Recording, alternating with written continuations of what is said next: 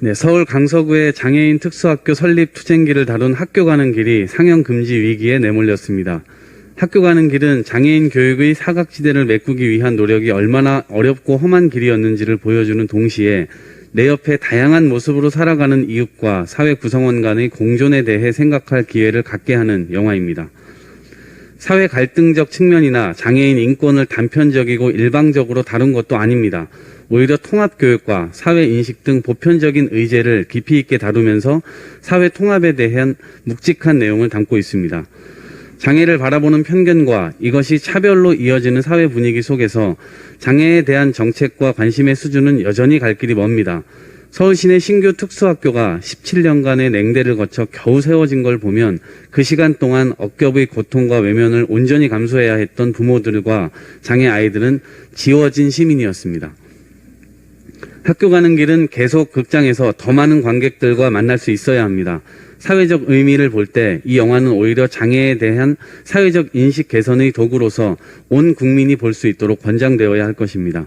발달 장애에 대한 사회의 인식이 하루빨리 높아져서 발달 장애인들이 우리 사회에서 최소한의 존중을 받으며 안심할 수 있는 환경에서 살아갈 수 있기를 바랍니다. 사회의 편견에 맞서서 자녀들이 부당한 처지에 놓이지 않게 하기 위해 눈물과 땀으로 뛰어다니신 부모님들께도 큰 위로와 응원을 전합니다. 법원은 이 영화의 공익적 가치와 사생활 보호 노력 등을 평가해 상영 금지 가처분 신청에 대해 현명한 결정을 내려주길 기대합니다. 하나 더 하겠습니다. 로톡과 같은 온라인 법률 서비스에 가입한 변호사를 징계하는 대한변협의 규정 개정안이 오늘부터 시행됩니다.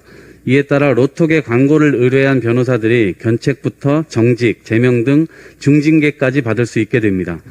대한변협은 로톡의 서비스가 법률 사무에 해당해 위법이라 주장하지만 이미 2차례나 법원의 무혐의 처분이 내려졌습니다. 실제로 징계가 현실화되면 변호사들의 반발과 불복 소송이 잇따를 것으로 예상됩니다. 기득권의 벽을 아무리 높이 세워도 변화의 물결을 막을 수는 없습니다. 오히려 벽을 허물고 변화에 빠르게 적응하는 것이 도태되지 않는 길입니다. 소비자들이 변호사를 만날 수 있는 문턱이 낮아지는 것은 세계적인 추세이며 플랫폼 강국인 대한민국에서 법률 서비스도 이를 피할 수 없습니다. 대한변협은 무익한 징계의 방망이를 휘두를 것이 아니라 법률 서비스의 문턱을 더욱 낮출 방안을 젊은 변호사들과 함께 고민해야 할 것입니다. 이상입니다.